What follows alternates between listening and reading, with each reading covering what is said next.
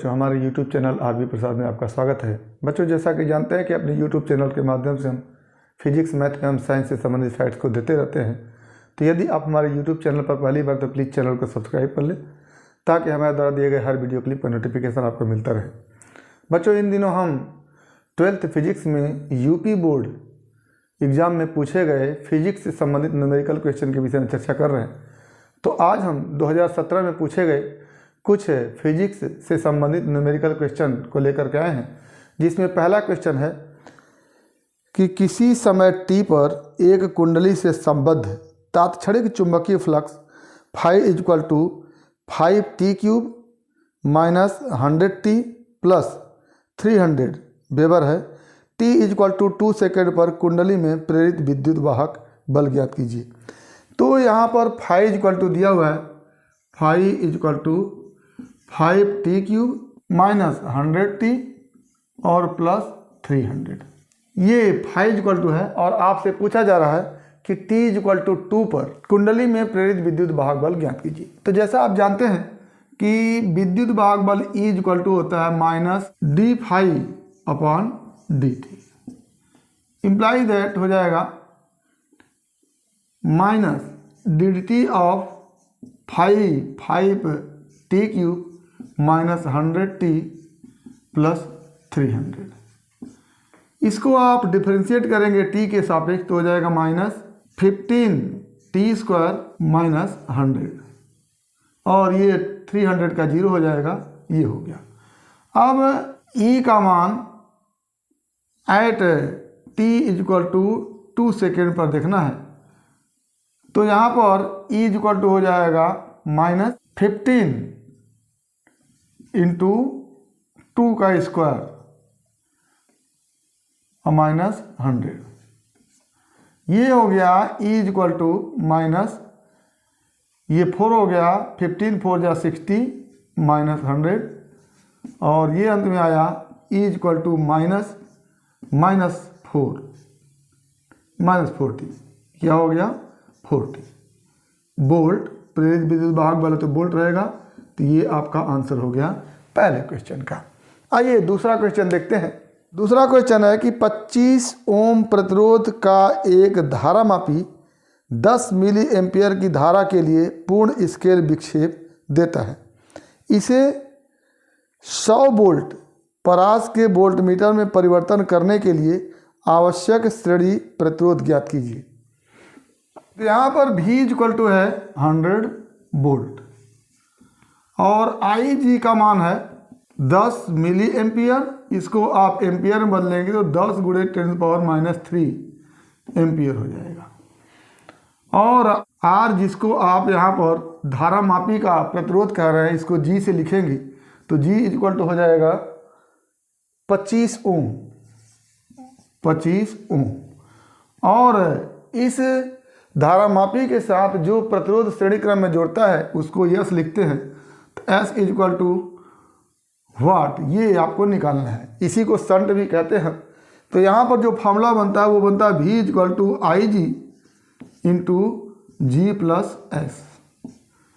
V का मान हो गया 100 वोल्ट इक्वल टू IG का मान है 10 इंटू 10⁻³ और G का मान है 25 ओम और यस का मान पूछा गया। तो यहाँ से ये इधर चला आएगा तो हो जाएगा 100 upon 10 into 10⁻³ equal to 25 plus S। ये हो गया हमारे सामने 10,000 बराबर 25 प्लस S। यहाँ से S इक्वल टू हो जाएगा 10,000 माइनस 25 और ये आंसर आ जाएगा 9,975 ओम। ये हमारा आंसर हो जाएगा। इतने प्रतिरोध के शंट को धारामापी के साथ श्रेणी क्रम में जोड़ेंगे तो हम 100 वोल्ट विभवांतर को माप सकते हैं। तो ये हमारा दूसरा सवाल रहा। आइए तीसरा सवाल देखते हैं। तीसरा सवाल है कि एक कूलाम आवेश में कितने इलेक्ट्रॉन होते हैं। तो एक कूलाम आवेश यानी Q इक्वल टू कितना हो गया 1 कूलाम और n इक्वल टू आपसे पूछा गया है E का मान आप मान जानते हैं 1.6 इंटू 10⁻⁻19 होता है। E इलेक्ट्रॉन पर आवेश होता है। तो एक फार्मूला आपको बताया गया है क्वांटम थियरी में, आवेश के क्वांटम सिद्धांत में Q equal to n into e, और यहाँ से हो जाता है Q का मान 1, n का मान पता करना है, E का मान 1.6 इंटू 10⁻⁹। यहाँ से n इक्वल टू हो जाता है 1/1.6 इंटू 10⁻⁻19। ये हो जाएगा हमारा 10/1.6 गुणे 10⁻18। ये हो जाएगा 6.25 इंटू 10⁻18। ये नंबर है तो इसका कोई मात्रक नहीं होगा। इलेक्ट्रॉनों की संख्या जो होगी वो 6.25 इंटू 10⁻18 होगी। तो ये हमारा तीसरे क्वेश्चन का आंसर है। आइए चौथा क्वेश्चन देखते हैं। चौथा क्वेश्चन है कि 60 वाट 220 वोल्ट तथा 100 वाट 220 वोल्ट के दो बल्ब श्रेणी क्रम में जोड़कर 220 वोल्ट मेन से संबंधित किए गए हैं। उनमें बहने वाली धाराओं के मान की गणना कीजिए। तो दो बल्ब हैं, एक पर लिखा हुआ है 60 वाट और 220 वोल्ट, और दूसरे पर लिखा हुआ है 100 वाट और 220 वोल्ट।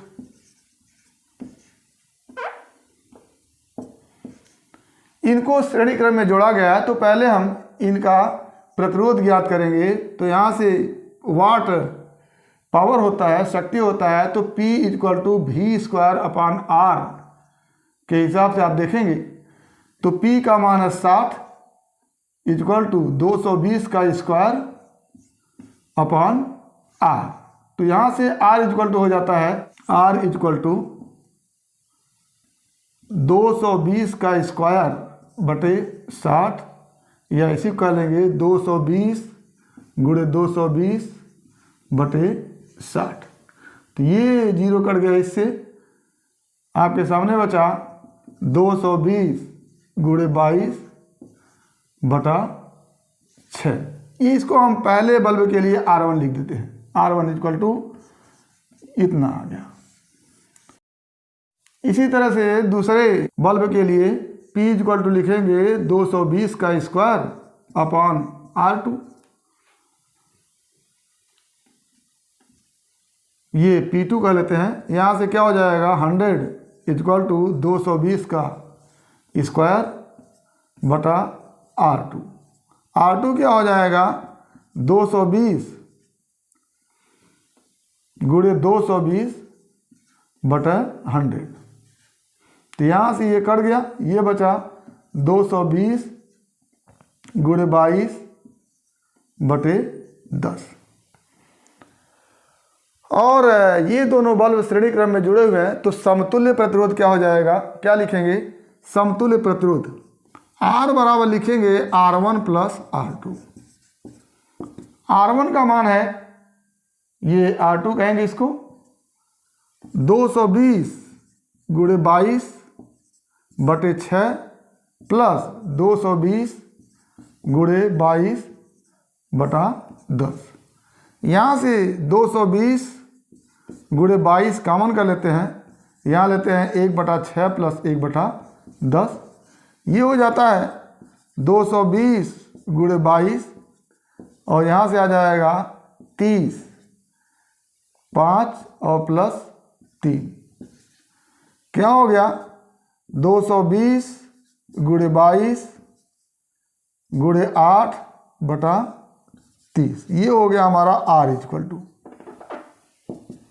तो दोनों बल्ब श्रेणी क्रम में जुड़े हुए हैं, तो कुल प्रतिरोध R इक्वल टू इतना हो गया। अब आपसे I पूछा गया है, तो I इक्वल टू लिखेंगे विभवांतर V बटे R। विभवांतर 220 वोल्ट ही है, और बटे R हो जाएगा 220 गुणे 22 गुणे 8 बटा 30। ये हो जाएगा I इक्वल टू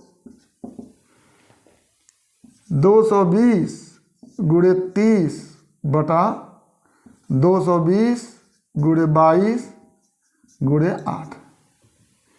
ये 220 से कटेगा, और यहाँ से बच जाएगा 15, और यहाँ बचेगा 11। तो ये हो गया I इक्वल टू 15/88 और इसको हल करेंगे आप तो आ जाएगा 0.17 एम्पियर। आंसर बन के आया कि परिपथ में 0.17 एम्पियर की धारा चलेगी। ये चौथा क्वेश्चन रहा। आइए पांचवा क्वेश्चन देखते हैं। पांचवा क्वेश्चन है कि 220 वोल्ट आपूर्ति से किसी आदर्श ट्रांसफार्मर की प्राथमिक कुंडली द्वारा उस समय कितनी धारा ली जाती है जब वह 110 वोल्ट 550 वाट के किसी रेफ्रिजरेटर को शक्ति प्रदान करते हैं। तो रेफ्रिजरेटर को शक्ति दिया जा रहा है 550 वाट का। तो स्वाभाविक सी बात है कि इतना शक्ति मेन विद्युत से ली भी जाएगी, तो यही शक्ति हो जाएगी V इंटू आई के बराबर। तो ट्रांसफार्मर को जो करंट दी जा रही है वो 220 वोल्ट की है, तो यहाँ से 550 वाट इक्वल टू हो जाएगा 220 वोल्ट इंटू आई। तो आई क्या आ जाएगा 550/220। ये कट गया, ये बचता है आपके पास 5/2 या इसी को कहेंगे 2.5 एम्पियर। तो ये इतनी एम्पियर धारा लेगी। सीधी सी बात है कि रेफ्रिजरेटर का पावर इतना है तो विद्युत स्रोत से इतना पावर लेगा, और इतना पावर विद्युत स्रोत को देने के लिए P इक्वल टू वी आई के हिसाब से इसको निकालेंगे। तो V जो इनपुट है, जो बाहर से वोल्टेज ली जा रही है वो 220 वोल्ट है, और I का मान निकालना है तो 220 गुणे I इक्वल टू 550 करेंगे और यहाँ से I का मान 2.5 निकल के आएगा। तो ये हमारा पांचवा क्वेश्चन रहा। आइए छठवां क्वेश्चन देखते हैं। छठवां क्वेश्चन है कि चित्र में दर्शाए गए 75 ओम के प्रतिरोध में प्रवाहित धारा का मान क्या होगा। तो यहाँ पर एक चित्र है आपके सामने। तो ये हमारा चित्र है, ये 100 ओम है, ये 50 ओम है, ये 75 ओम है और ये 50 ओम है। तो पहले हम देखते हैं कि इस पूरे परिपथ में धारा कितनी चलती है। तो ये 100 ओम है और ये तीनों प्रतिरोध जो है समांतर क्रम में जुड़े हुए हैं। तो पहले इस पूरे इतने परिपथ का हम समतुल्य प्रतिरोध निकालते हैं। तो ये हो जाएगा 1/R equal to 1/50 plus 1/75 plus 1/50। ये तीनों समांतर क्रम में जुड़े हैं। तो ये हो जाता है 150 एलसीएम हो गया, ये 3 आया, ये 2 आया और ये 3 आया, क्या हो गया 8/। अब यहाँ से R इक्वल टू हो जाएगा पूरे परिपथ का प्रतिरोध क्या हो जाएगा, ये 150/8 इतने का हो गया, और इसके साथ ये 100 जुड़ा हुआ है श्रेणी क्रम में। तो यहाँ से हो जाएगा 8 एलसीएम 150 प्लस 800 बराबर हो गया 950/8। ये इतना प्रतिरोध हो गया। अब धारा I इक्वल टू आप निकालते हैं V/R करके। तो पूरे परिपथ का प्रतिरोध ये है, यहाँ R लिखेंगे इसको, और यहाँ पर 190 वोल्ट भी है। तो धारा I इक्वल टू क्या हो जाएगा 190/950/8। ये हो जाएगा 190 गुणे 8/950। तो ये जीरो कटा इससे, ये हो गया 5 बार में, और ये पूरा हो गया 1.6 एम्पियर। तो यहाँ पर धारा जो होगी वो 1.6 एम्पियर ऐसे चलेगी। तो 1.6 एम्पियर चलने के बाद इस 100 ओम के प्रतिरोध के सिरों के बीच विभवांतर कितना हो जाएगा। तो क्या लिखेंगे कि 100 ओम के सिरों के बीच विभवांतर कितना हो जाएगा 100 गुणे 1.6। ये 100 ओम है और 1.6 करंट है, तो क्या हो जाता है 160 वोल्ट। तो 190 वोल्ट में से 160 वोल्ट इधर खर्च हो गया, तो बचा इधर 30 वोल्ट। तो क्या हो जाएगा इस समांतर क्रम में जो तीनों प्रतिरोधों के सिरों के बीच विभवांतर होगा वो 30 वोल्ट होगा। तो क्या लिखेंगे, तो 75 ओम के सिरों के बीच विभवांतर क्या हो जाएगा 190 माइनस 160 बराबर 30 वोल्ट। क्यों, क्योंकि 160 वोल्ट इसमें खर्च हो गया, जो 30 वोल्ट बचा है ये तीनों समांतर क्रम में जुड़े हुए प्रतिरोधों के सिरों के बीच रहेगा। तो 75 ओम का जो प्रतिरोध है उसके सिरों के बीच 30 वोल्ट लगा। तो 75 ओम के प्रतिरोध में धारा क्या हो जाएगी I इक्वल टू 30 वोल्ट विभवांतर है और 75 ओम प्रतिरोध है, तो यहाँ से हो जाएगा 15 दूना 30 और 15 पचे 75, ये हो जाएगा 0.4 एम्पियर।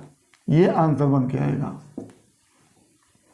7वां सवाल है कि दो बिंदु स्रोत परस्पर 30 सेंटीमीटर की दूरी पर हैं। एक स्रोत से 20 सेंटीमीटर की दूर उत्तल लेंस रखने पर दोनों स्रोतों के प्रतिबिंब एक ही बिंदु पर बनते हैं। उत्तल लेंस की फोकस दूरी की गणना कीजिए तथा संगत किरण आरेख भी बनाइए। तो एक बिंदु स्रोत यहाँ है और दूसरा यहाँ पर है, दोनों के बीच की दूरी 30 सेंटीमीटर है। दोनों के बीच की दूरी 30 सेंटीमीटर है और एक स्रोत से 20 सेंटीमीटर की दूरी पर मान लेते हैं यहाँ पर एक उत्तल लेंस इस तरह से रखा गया है, इस तरह से। और इस उत्तल लेंस द्वारा इस स्रोत ए का प्रतिबिंब और इस स्रोत बी का प्रतिबिंब एक ही जगह बन रहा है। तो ये तभी संभव है जब इस स्रोत का वास्तविक प्रतिबिंब बनेगा और इस स्रोत का आभासी प्रतिबिंब बनेगा। तो इस स्रोत का वास्तविक प्रतिबिंब इसी तरफ बनेगा, इस स्रोत का आभासी प्रतिबिंब भी इसी तरफ बनेगा। तो इस स्रोत के लिए देखें तो ये स्रोत कितनी दूरी पर है, 20 सेंटीमीटर की दूरी पर। तो इसके लिए u इक्वल टू क्या हो जाएगा 20 और v इक्वल टू मान लेते हैं x और f क्या है, फोकस दूरी। तो ऐसी स्थिति में 1/f इक्वल टू u चूँकि लेंस के पहले है तो यहाँ पर माइनस लिख देंगे और v x पर है, v यहाँ पर वास्तविक बनेगा तो 1/x माइनस 1/-20। यहाँ तो हो जाएगा 1/f equal to 1/x plus 1/20। अब इस स्रोत का प्रतिबिंब चूंकि आभासी बना है तो वस्तु की तरफ ही बनेगा, तो इधर प्रतिबिंब भी बनेगा, तो भी क्या हो जाएगा प्लस x हो जाएगा। और f अगर वस्तु इधर की तरफ है तो फोकस इसका इधर की तरफ लेंगे, तो इधर की तरफ की दूरी को हम ऋणात्मक लेते हैं, तो f बराबर यहाँ पर निगेटिव हो जाएगा। ठीक, तो यहाँ से लिखेंगे कि 1/-f, f निगेटिव है, equal to 1/x minus 1/u, इस तरह से। अब ये इक्वेशन 1 कर दीजिए, इसको इक्वेशन 2 कर दीजिए। यहाँ से 1/x का मान आप रख लीजिए, क्या हो जाएगा 1/x इक्वल टू ये इधर आ जाएगा 1/10 माइनस 1/f। तो 1/x का मान यहाँ रखिए तो क्या हो जाएगा 1/f equal to 1/10 minus 1/f और प्लस 1/20। ये इधर आ जाएगा या तो क्या हो जाएगा 2/f इक्वल टू 1/10 प्लस 1/20। इसको हल करेंगे 20 हो गया और ये हो गया 2 और ये हो गया 1, क्या हो जाएगा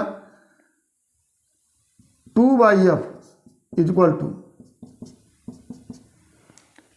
क्या हो गया यहाँ से 2/f इक्वल टू 3/20। यहाँ से f इक्वल टू क्या हो जाएगा 2 × 20/3, ये हो जाएगा 40/3 या 13.33 आंसर बन के आएगा। सेंटीमीटर में, सब सेंटीमीटर में है तो ये आंसर हो जाएगा।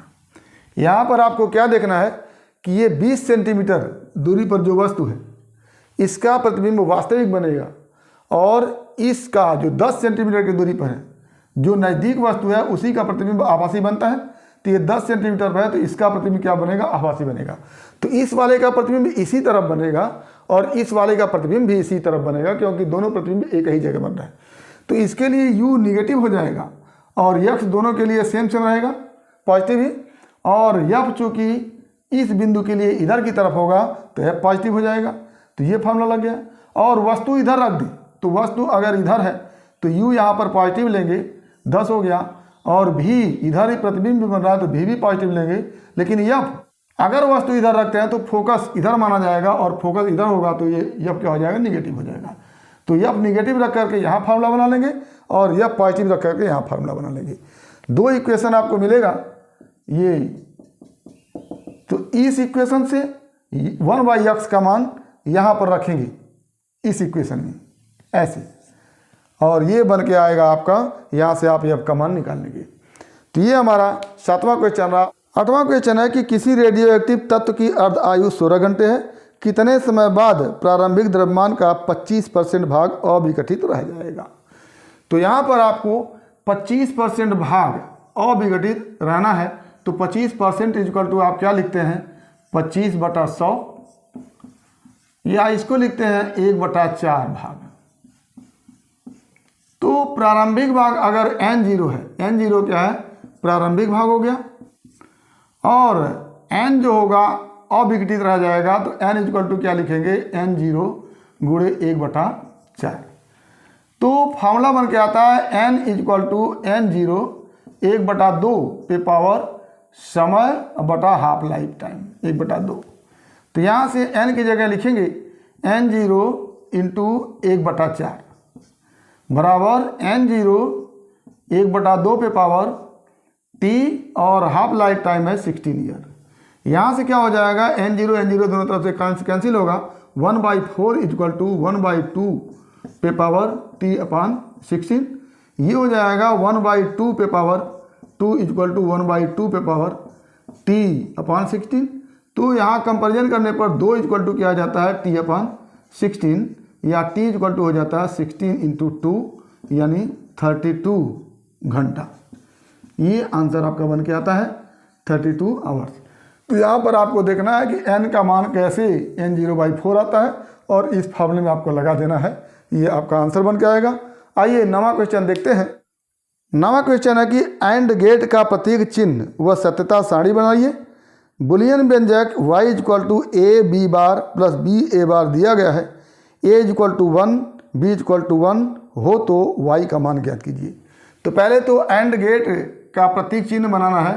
तो एंड गेट का प्रतीक चिन्ह इस तरह से होता है, ये इनपुट a हो गया और ये b हो गया, और यहाँ पर ये आउटपुट y हो गया, ये प्रतीक चिन्ह हो गया। और सत्यता सारणी की बात करें तो सत्यता सारणी में इनपुट a लिखते हैं, फिर b लिखते हैं, फिर आउटपुट y लिखते हैं। इनपुट a अगर 1 है, b भी 1 है, तब y 1 होगा। इनपुट a 1 है, b 0 है, तो y 0 होगा। a 0 है, b 1 है, तो भी y 0 होगा। a 0 है, b 0 है, तो भी y 0 होगा। क्यों? क्योंकि यहाँ पर a dot b equal to y, ये बुलियन व्यंजक होता है। तो a और b का गुणनफल y आता है, तो जब a और b दोनों 1 1 रहेगा तभी y 1 आएगा, उसके अलावा y क्या आएगा हमेशा 0 आएगा। तो ये सत्यता सारणी है। और दिया गया है a b bar plus b a bar equal to y के हिसाब से a बराबर 1 और b बराबर 1 हो तो y बराबर क्या होगा। तो सबसे पहले हम लिखते हैं a लिखते हैं, b लिखते हैं, a बार लिखते हैं, b बार लिखते हैं, a b बार लिखते हैं, फिर b a बार लिखते हैं, फिर y बराबर a b bar plus b a बार लिखते हैं इस तरह से। तो a का मान 1 है, b का मान 1 है, तो a का मान 1 होगा तो a बार का मान 0 होगा, और b का मान 1 है तो b बार का मान 0 होगा। a b bar a 1 b बार 0, तो क्या हो जाएगा 1 इंटू 0 बराबर 0। और b a बार b है 1 और a बार है 0, तो 1 इंटू 0 बराबर क्या हो गया 0। और यहाँ पर आप y इक्वल टू लिखेंगे a b bar equal to 0 plus b a bar equal to 0, तो y इक्वल टू क्या हो गया 0। तो y का मान क्या आ गया, इसको यहाँ से देखेंगे तो y इक्वल टू क्या आ गया 0 आ गया। तो ये इस तरह से हम इसको करेंगे। तो ये हमारा 9वां क्वेश्चन रहा। आइए 10वां क्वेश्चन देखते हैं। 10वां क्वेश्चन है किसी धातु का कार्यफलन 3.3 इलेक्ट्रॉन वोल्ट है, उस धातु की देहली आवृत्ति की गणना कीजिए। इसमें एक फॉर्मूला होता है कि कार्यफलन W equal to H into μ0। H प्लाइंग कांस्टेंट है और μ0 क्या है, देहली आवृत्ति थ्रेशोल्ड फ्रीक्वेंसी। तो यही आपसे μ0 पूछा गया है, तो W इक्वल टू पहले क्या है 3.3 इलेक्ट्रॉन वोल्ट, इसको आप जूल में बदलेंगे तो 3.3 इंटू 1.6 इंटू 10⁻⁻19 जूल हो गया। इस ऊर्जा को आप hmu के बराबर रखिए तो 3.3 इंटू 1.6 इंटू 10⁻⁻19 W की जगह इक्वल टू H की जगह 6.6 इंटू 10⁻⁻34 इंटू म्यू जीरो। यही म्यू जीरो आपको निकालना है तो म्यू जीरो इक्वल टू क्या हो जाएगा 3.3 इंटू 1.6 इंटू 10⁻⁻19 अपान 6.6 इंटू 10⁻⁻34। ये दो बार में कटेगा और ये हो जाएगा 0.8। तो क्या हो गया यहाँ से mu bar equal to 0.8 into 10⁻34-19। ये हो गया 0.8 इंटू 10⁻15 और यहाँ से आप करेंगे तो 8 इंटू 10⁻14 आपका आंसर बन गया है। तो इस तरह से हमने आज 2017 में पूछे गए क्वेश्चन को देखा। उम्मीद करते हैं कि निश्चित रूप से आपको समझ में आया होगा। इसमें किसी प्रकार की समस्या है तो आप हमारे YouTube चैनल के कमेंट बॉक्स में कमेंट करके अपनी समस्या का समाधान करेंगे। और यदि वीडियो क्लिप पसंद आए तो प्लीज़ लाइक करेंगे, शेयर करेंगे, साथ ही हमारे YouTube चैनल को सब्सक्राइब अवश्य करेंगे ताकि हमारे द्वारा दिए गए इस तरह के वीडियो क्लिप का नोटिफिकेशन आपको मिलता रहे। तो आज बस इतना ही। अगले वीडियो क्लिप में हम फिर एक बार यूपी बोर्ड में पूछे गए न्यूमेरिकल क्वेश्चन को लेकर के आएंगे। तब तक के लिए बेस्ट ऑफ लक। धन्यवाद।